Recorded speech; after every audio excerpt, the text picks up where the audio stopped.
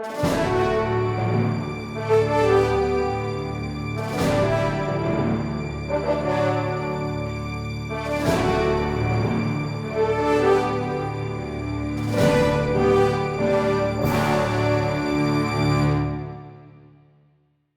guys, I'm Gags. And I'm Dunsey. Man, check out where we are, Mike. Hey, right in front of the Eiffel Tower here in Paris, France. Yes. Site of the 2024 Summer Olympic Games. It's hot there just like it is here. It is. It's really hot there. But it's really hot here, too. So I think the bacteria is growing heavy in the Seine. Yeah, in the river.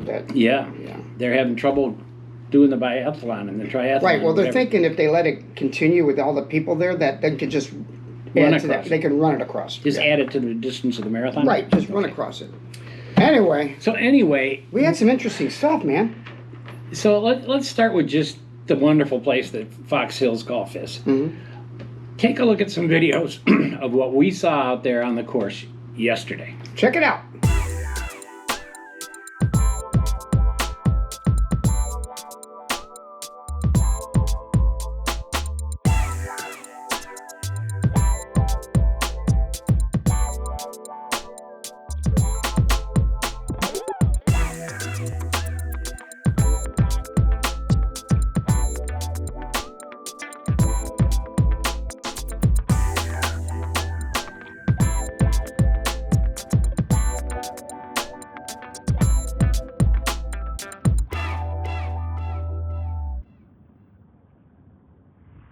Guy literally walked right over my ball.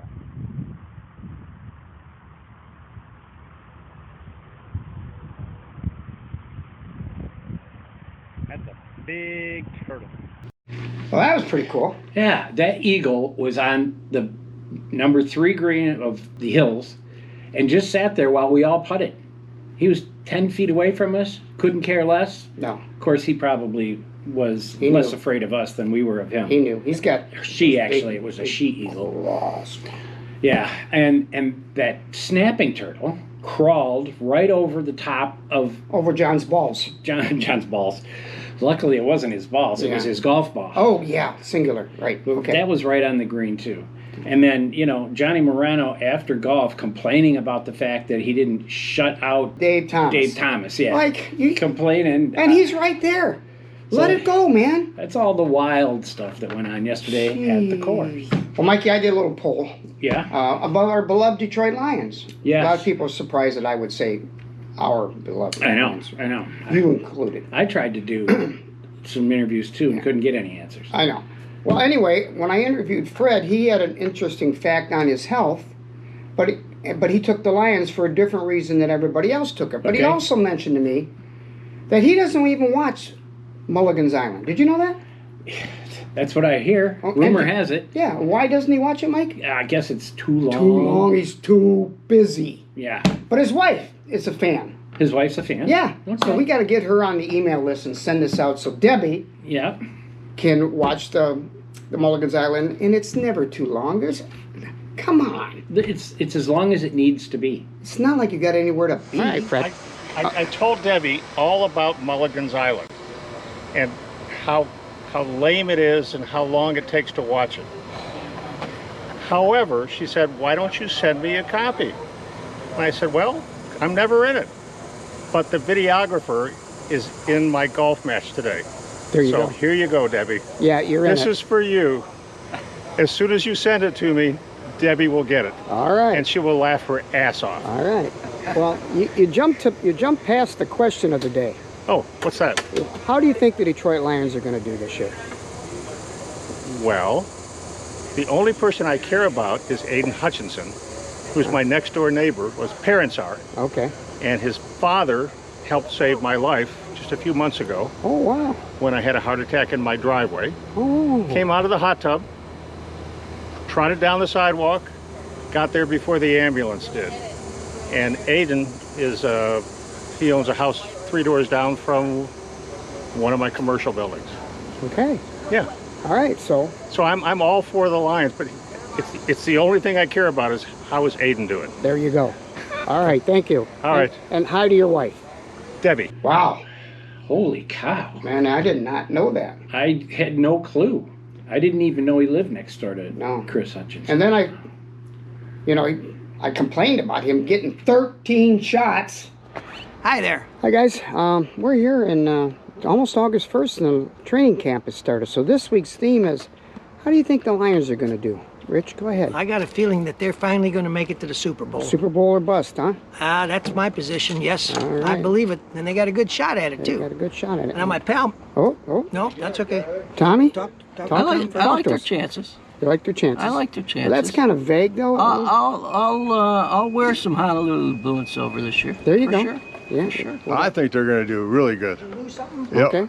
Yep. I think When you say really good, what does that mean? that means they'll probably get into the playoffs.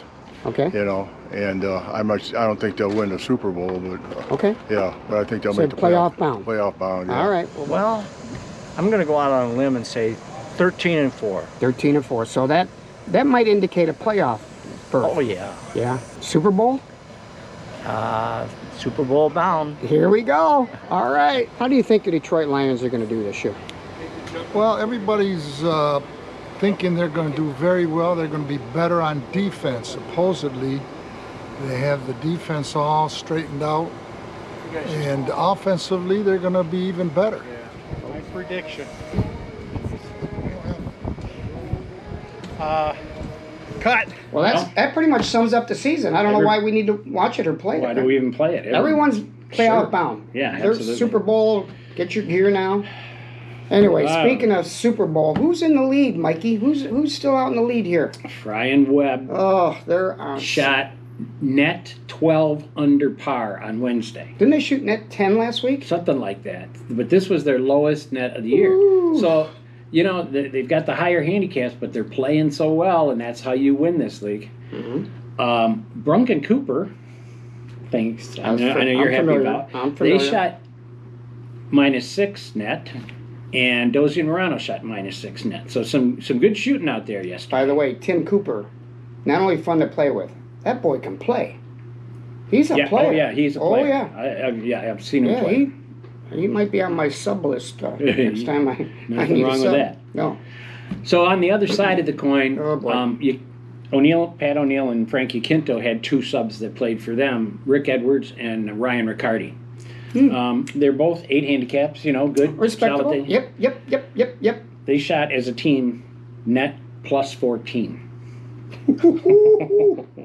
They were 26 shots away from how much they shoot? +14 net. If it's me, Mm-hmm. they're not subbing for me ever again. Like they've been better off just stay home. Anyway, that's too bad. By the way, we'd like to wish happy birthday to John Birchler. Yep. The turtle gave him yeah. a present. He walked over his balls. Yeah. Ball. Getting that wrong. And one more interesting thing that happened before we get into all the stats. Okay, we got another thing? Zane Birchler Yeah, same. plays from the Black Tees Plays on the left side too. and plays on the left side. So on the woods, when you're playing from the Black Tees, you tee off on number 6 back over the lake. It's like back by the Eiffel Tower, isn't it, Mikey? Yeah. Way back there. And he hit his drive, and it landed on the green on number 7, about 4 feet away from Andy Munoz. I almost did that, but I was Thump. teeing off from the forward team. Mikey, we already know what the first place team did, right? Yes. Yeah, so- Yeah. Keep her going. So there's no ties yesterday, but there were 3 really close matches that was fought tooth and nail. Bartnicki and Dunn back to you again. eked out a victory over the City Boys, 21-19. City boys. Close match. Ronnie Bass shot really well. He shot 45. He's 15 handicap, so really good job, Ronnie. He makes ice for a living, by the way. And that's what he told me. He makes ice for a living. Freezes water for a living. Freezes water. my Sinagra and Stella beat the Birchlers 21-19. Jeff Stella shot 39. I know. And yesterday at the Kiwanis outing, he got closest to the pin on one of the He's on holes. fire. He is. doing Interesting enough, Frank had a doctor's appointment Yes, he did. and got there late, and he only played 4 holes.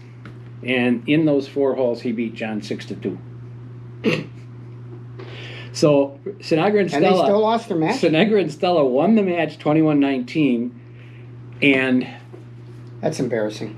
Frank only played 4 holes. That's embarrassing. It's kind of embarrassing. And also, Zane made me promise him that if for some reason he comes up to me and says, I'm playing from the black tees next year, just tell him, no, you're not. And Bears and Stukel squeaked out a victory over the number 2 team, Pedlo and Scheibel, 21-19. And Sammy told me before the match he was going to give some shit to Rapson. He says, I'm just going to give Rapson some shit. Why did he say that? Had to do something the last time they played against each other. I don't remember what it was. But anyway, Sammy went on to beat Rapson 14-6 yesterday. Good for him. There were no other close matches. They were all pretty one-sided. And we call that the beatdown of the week. Take away, Mikey. There were lots of beatdowns. 1 team beatdown and 4 individual beatdowns. Fry and Webb beat Lowe and Ryan 34-6. Thanks for coming. Grab a t-shirt on the way out, boys. Yeah, that's quite the beatdown right there. Fry and Webb both beat Lowe and Ryan 17-3. 17-3. Woo! That'll learn you, as they say. Huh? In the individual beatdown, almost the winner was Jeff Sarabian, who beat Dave Batts 18-2. But that wasn't it. Wait a minute. We got more? Because Johnny Morano Oh, yeah. beat Dave Thomas 19-1 and complained about it. Yeah, I said I did the last hole. I just collapsed on the last hole. He got a 5 on the last hole. Come on. Speaking of gross, Mike, go ahead. Yeah, low gross scores yesterday. We had a lot of them. Mike Florio was up to par as usual, shooting 35. Shouldn't even mention it. Jeff Sarabian shot 37, and that included a ball that dunked in the water on number 6. So nice round, Jeff. Dozy and Mundros and Stella all shot 39, so we had 5 people under 40.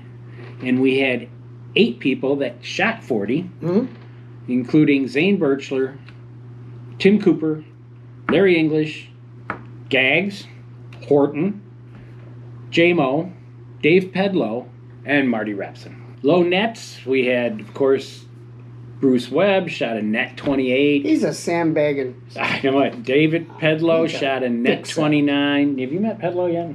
No, so I haven't. We play him next week, though. Okay. So there's a shot. There is a shot. I'll meet him next week. Ron Bass played against me, played against Chris and shot a net 30. Ron Fry, the other half of the first place team, shot net 30. Stella shot net 30, and we had 20 that were at net par or better on top of that. So 63% of the league, the highest total ever perhaps, 25 players at net par. So are we good? All right. So last week, Rick had a birdie on number 6, and he won $16 in the Birchwood pool. So I handed that to him about 5 minutes ago. And Bruce Webb comes up to me and says, well, I don't know if this means anything to you, but, hands me this envelope and said, well, hopefully he took the money out first before he dropped it. No, we didn't. It's still in there. So this is your second chance, Rick, to collect your winnings. Is there drop it again, I'm keeping it. All right, we got other stuff to cover, Mikey. Go. The low nets aren't what we all only celebrate in this league. No, we also celebrate high nets, which we call Take it away, Mikey. Hacker of the week. JVH. Take it away. Huh? He was at net 40. No, he wasn't hacker. No. Rick Edwards was at net 41. That was Pat O'Neill's sub. But he wasn't hacker. That wasn't it either. Dave Batts, coming off of surgery. Yeah. His third time playing, shot net 42. But no, he wasn't the hacker either. Really?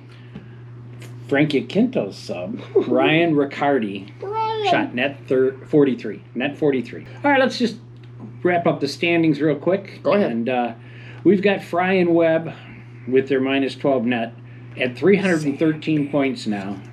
And they are now 27 points ahead of second place. Yeah. This, with only 5 weeks to go, this is almost impossible. Now we're only playing for that ugly-ass trophy. Yeah. Pedlo and Scheibel right now are in line for that ugly-ass. The UAT.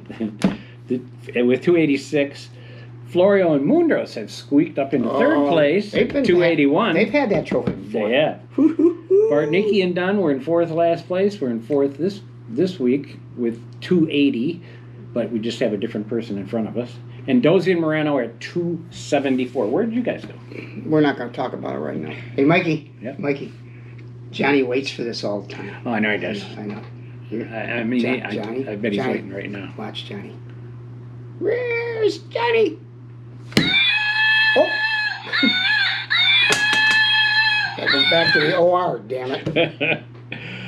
Okay, in the Sheeny pool yesterday, speaking of money, got $84 with that $48 carryover from last week on number 3 with a birdie and a stroke for a net eagle. Number 6, Fred Brunk, got $36 for a birdie with 2 strokes. 13. I had to give him 13 damn shots. He is a net double eagle on the par 5.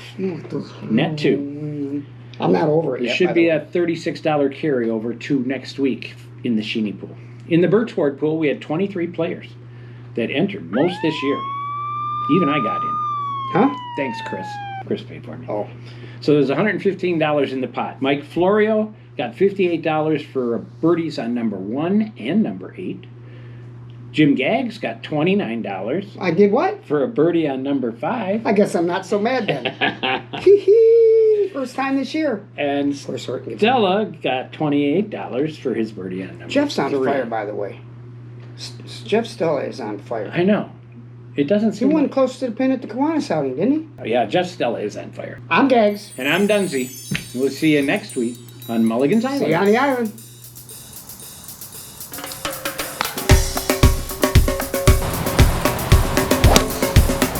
Wow, that's straight down the middle.